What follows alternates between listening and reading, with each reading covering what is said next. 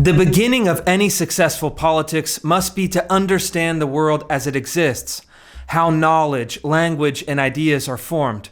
And in our case, this means understanding how the intellectual left has hijacked America's knowledge-making institutions in service of their own political power.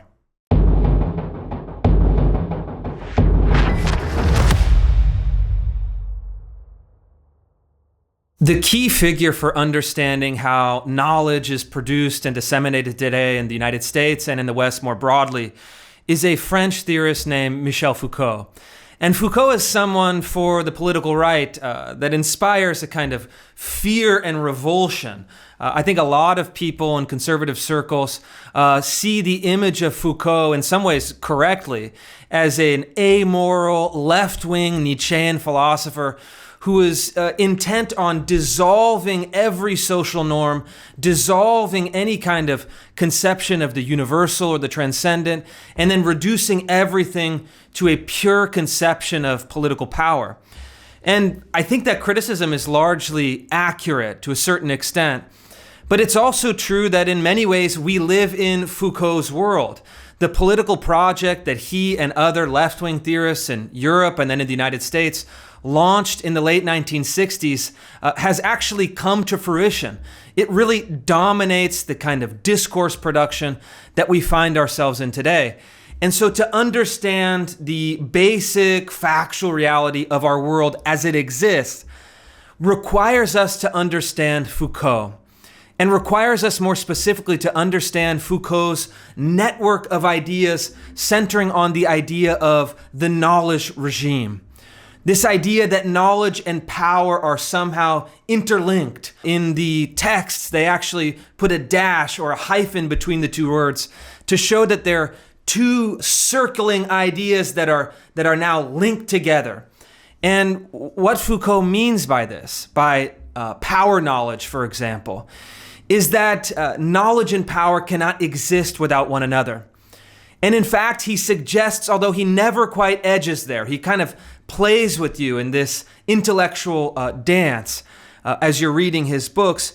I think what he really means is that all knowledge is a function of power, is produced by power, is used as rationalization to justify power, and then to exercise power in society.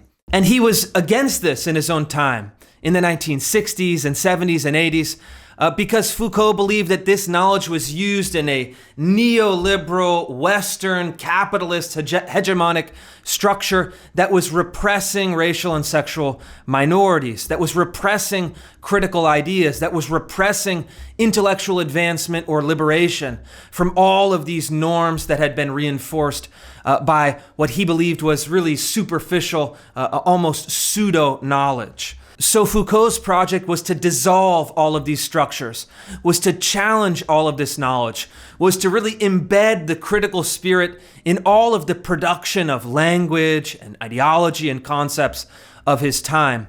And you see this everywhere in the modern university system, for example, where Foucault is cited more than any other social theorist in the world. His ideas have penetrated not just social theory, but really all of the disciplines, down to even a kind of Foucauldian interpretation of hard sciences and mathematics, chemistry, biology, and physics. And so the spirit of Foucault, this left-wing nihilism that takes joy in dissolving certainty, has been, I think, triumphant in our high-level intellectual discourse for a generation. And consequently, many of the old certainties that people used as heuristics or as a kind of guide in order to make decisions has come into question.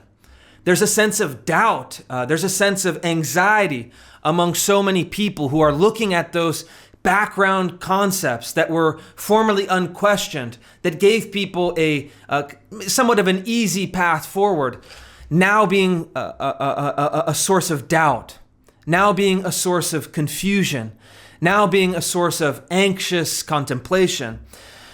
And I think what the result is that we're living in a kind of postmodern maze, where people are seeking to put one foot in front of another in a really confusing intellectual world.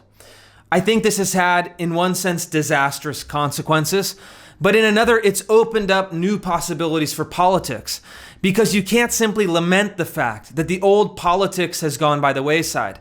You have to address the politics as it is today, and I think that means starting with Foucault, understanding him not because we agree with him, but understanding him because his ideas are important, his ideas shape the modern world.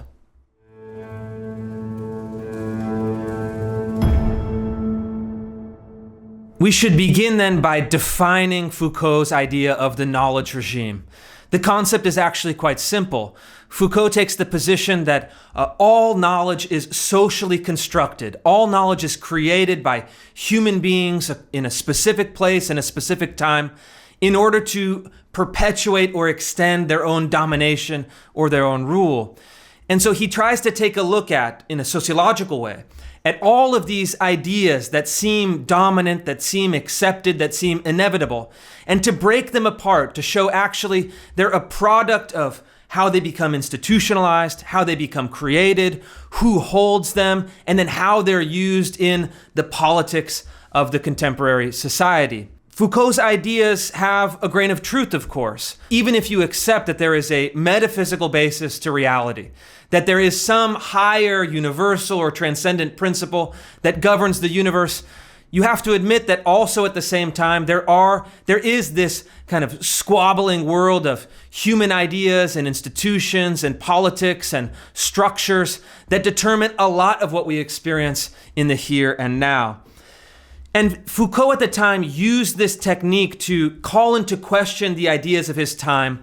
But my argument is that actually since that time, there's been a reversal. And in fact, the left-wing ideas espoused by Foucault and others in that period have now become the dominant set of ideas in our institutions today. And we can actually take that technique from Foucault.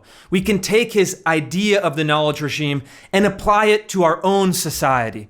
Not agreeing with his presuppositions, but using his techniques to illuminate the world that we live in the current time. And I would argue that if you look at the American knowledge regime in the 2020s, you see something quite extraordinary and quite astonishing. You see the building of a vertically and horizontally integrated knowledge machine. You see the universities, the social sciences, the mainstream broadcast press, and the high technology companies in Silicon Valley, all converging around a similar or even same set of ideas. What I've seen in my analysis and my reporting on federal agencies, K-12 school districts, university teacher training programs, and other mainstream knowledge-forming institutions in our society is a remarkable similarity in the views. You take the ideas, say the 10 or so concepts from critical race theory. You take the 10 or so concepts from queer theory, and then you put them together into a kind of amalgamum of identity politics and critical theory and neo-Marxist ideology.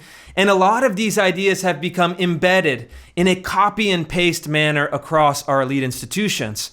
And so what you get initially formulated in the university social science and humanities departments, you then see filtered through the kind of basic ideological background of most of our mainstream left of center press organs. Famously, those charts of the New York Times adopting terms like systemic racism and white privilege, taking them directly from the university and then implanting them into mass media. And then you get high technology companies which have a same set of kind of elite college graduate employees that have absorbed these ideas, then enforcing orthodoxy on social media through censorship, through the discouragement of certain ideas and concepts.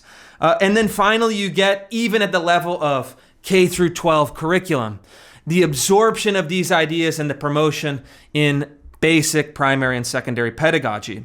And when you take a 360-degree view of this, you can see this not a centralized in a political sense. It's not a top-down command and control ideological formulation. But what it is, it's a decentralized, networked, technologically driven knowledge regime that enforces itself and reinforces itself as the various parts innovate and suppress knowledge and encourage knowledge, promote knowledge, and then even require knowledge. And when you see these left-wing ideas, for example, becoming part of the federal apparatus in federal government, or the K through 12 public school system, they're not merely being promoted as one of many ideas. They're being promoted by an orthodoxy, and they're actually compulsory ideas. Because if you are a federal employee, or if you are a student in let's say a kindergarten classroom or a third grade classroom, this ideology is being promoted with the full and compulsory power of the state. And so whether it's critical race theory or queer theory or the basic neo-Marxist structure that underpins those ideologies, it's now becoming part of the official orthodoxy and being cemented into American life as primary background concepts and background knowledge in this new, building, sophisticated, postmodern, and tech-driven knowledge machine.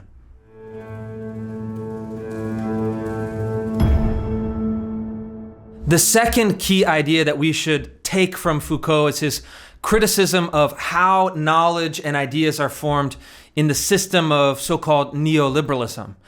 Foucault was a critic of liberalism from the standpoint that he believed it was also socially constructed.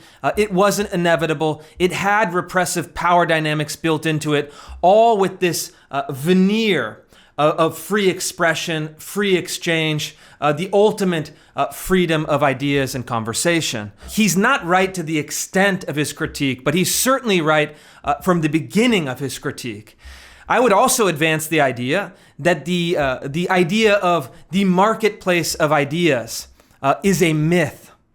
It's something that you hear over and over from maybe baby boomer era conservatives where they say, well, we just need to go out there and beat them in the marketplace of ideas. It's a very attractive idea, and in theory, it would work according to the dictates of classical economics.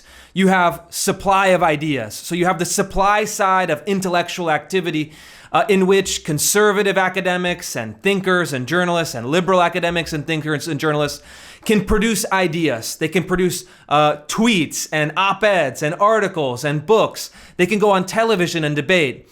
And then the public that either demands these ideas or demands the other set of ideas can decide through their votes, through their support, through their cash, through their decisions, which ideas are triumphant. This is a beautiful system in theory, but in practice, I would say that we have not a free marketplace of ideas, but we actually have a kind of monopoly system of ideas, or more accurately, a cartel system of ideas, in which publicly created, publicly subsidized institutions, such as the public university system, the K through 12 school system, all of the mid-level bureaucracies of so-called diversity, equity, and inclusion, which are mandated by the government, not just in public institutions, but also increasingly in private institutions, have a stranglehold on ideas, have a stranglehold on the discourse. And in fact, there's not a system of free exchange of ideas. There's some of that, of course. I'm freely exchanging my ideas here. I'm able to build an audience and to reach people. But it's in this broader knowledge regime or this broader intellectual environment where the true supply side cartel, the people who create the bulk of intellectual matter, of intellectual content, are dominated by the left-wing ideologies, the critical theories that have been really firmly ensconced and implanted in these massive institutions with billions upon billions of dollars of endowment cash, of guaranteed public subsidy from taxpayers. And then they have a kind of lifetime employment racket where they can take their friends and allies and like-minded people and call that free inquiry. And so we have this really remarkable reversal where Foucault's criticism of the marketplace of ideas, of so-called academic freedom, even ideas that sound very nice like good faith debate, which he used to attack maybe a more conservative and establishment-oriented knowledge regime in his time, can actually be taken, appropriated, and turned back on the knowledge regime of our time. And these actually yield real, concrete insights. It's not merely a postmodern game of criticizing the critic, or of turning the tables, or reversing the polarity of this political position. In some ways, again, Foucault is right. You have to look at our modern universities not as oriented towards free inquiry, oriented towards knowledge, oriented towards a discovery of the metaphysical truth that governs human life, that can reveal the fundamental and universal attributes of human nature. All of that is gone. It's essentially been banished or vanquished from our university system, and then consequently from all of the other state-subsidized organs of knowledge production. And so what I think we're verging towards, and what the left would like to bring into being, is this arrangement, is this knowledge regime, is a kind of ideology of critical race theory and queer theory that are aligned with a permanent diversity, equity, and inclusion bureaucracy in every institution.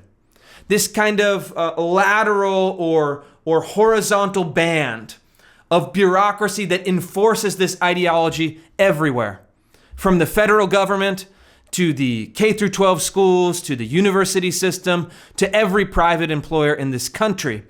And so when you go out and you live your daily life, if this kind of system becomes solidified, the background knowledge and then also the incentives, the system of rewards and punishments for the ideas that you think, the ideas that you express, the ideas that you use to guide your behavior, in essence, how you actually shape the values that you live by, will be permanently captured by this new ideological regime.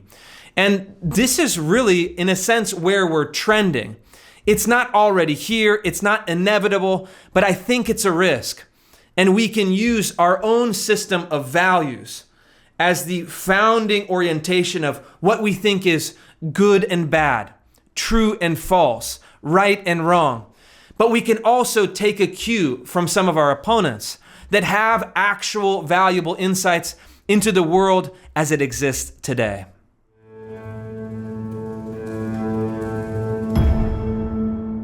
If we accept that we live in a knowledge regime, and we accept that that knowledge regime is dominated by left-wing ideas within the institutions, the natural question is, what do we do next?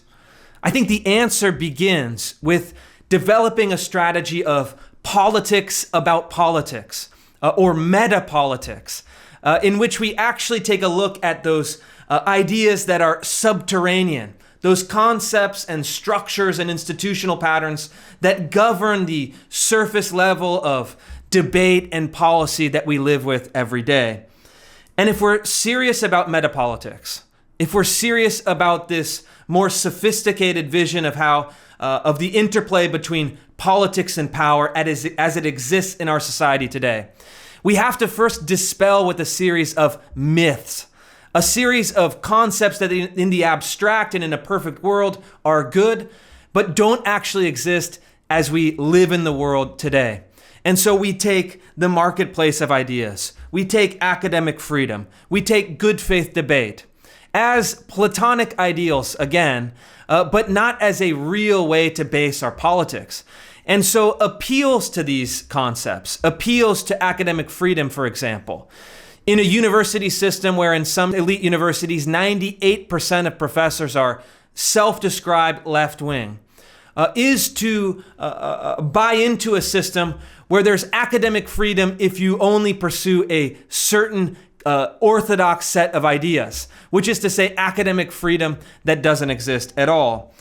And as we said, if you live in an ideological cartel, appealing to the marketplace of ideas in a market that's fundamentally broken will again get you nowhere, and in fact serves to simply reinforce the values and institutions and power of your opponent.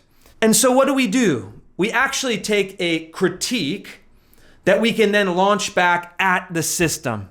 And so this critique begins with trying to understand how the postmodern maze exists within our lives, as it actually works in practice, and then trying to figure out a way to navigate through it, trying to dispel with myths and illusions and develop a strategy not just for defeating ideas on an abstract intellectual basis. And so, of course, this is good. I'm not saying it's bad. We should be having, let's say, debates on television, debates on the radio, debates in lecture halls. This is something that I do, I enjoy. I'm always game to go on MSNBC or CNN or NPR or The Economist and actually debate people one-on-one who disagree with me. But that's not sufficient. You actually then have to have a politics that understands the institutional structure and then seeks to change that institutional structure. And so you can even appeal to those liberal ideals, which I think are good. In essence, they're good, as long as they're practiced in reality, and say we should have academic freedom, but we don't have academic freedom on campus. We should have good faith debate, but if the bureaucracy is rigged against an open and free exchange of ideas, we don't have the possibility of good faith debate. And we should have a marketplace of ideas, but when 90% of the intellectual content that's created is governed by a system that is subsidized by tax dollars and bureaucratic orthodoxy that all goes one way, the marketplace of ideas is broken. And in order to restore it, we need to have fundamental reforms to our federal bureaucracy, to our public university systems, and through our K through 12 schools. When you have that kind of idea, you're trying to reform or give new life to those liberal ideals. And again, these are things that I believe in as long as they're real, as long as they're pointed and oriented towards the virtues and values and principles that make this country great and that give real life to those ideas, that they give authentic and meaningful expression to those ideas. We should fight for them. But we should not fight for them in the naive and unsophisticated way that too many conservatives fight today, simply appealing to them as if they always have existed, always exist today, and always will exist. And they don't actually take a look at the nitty-gritty, real power politics in our country, which is stacked against these ideas and simply uses these ideas to provide a thin veneer of respectability, a thin veneer of liberal discourse to put to sleep liberals on left and right who believe in those ideas without questioning them. It's time for conservatives to start questioning those ideas. It's time for conservatives to start questioning our institutions.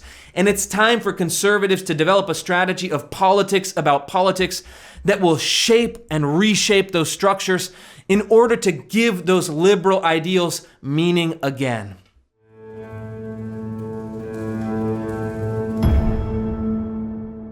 Although some of Foucault's ideas are valuable, although they give some insight into the world, ultimately his ideas are corrosive and they're a dead end. He plays this really dubious game in a lot of his books, where he says we play truth games, where he teases that the truth might exist, but we can never quite get there. But if you read it closely, there is a black hole of nihilism at the end of Foucault's work. He doesn't believe that there's any human nature. He doesn't believe that there's any universal morality. And he doesn't believe that there's any transcendent order to the world. He believes that they're all mediated by people, by flesh and blood, and that the transgression becomes the point. It becomes not a battle of humankind to try to reach the truth, but a battle of humankind to dominate through the will. It's a brutal philosophy. It's one that ends in nihilism and that can never provide a stable basis. There's a story that might be apocryphal, but I think it's instructive. Foucault was having a debate with a liberal thinker who said, well, if you are questioning every kind of ideology, if you believe that it's all reducible to power, that it has no meaning outside of itself, why should we believe you? Why should your ideas be part of our social structure? How can we know that they're any better than anything else? And according to this story, Foucault kind of, in shame, collapses into himself and says that, well, that's liberal Enlightenment blackmail. He had no response to this idea. And so we can take him for the ideas that are useful and valuable in analyzing the structure of knowledge, the promotion of ideas, and how the messy work of language and power exist in our society in the here and now.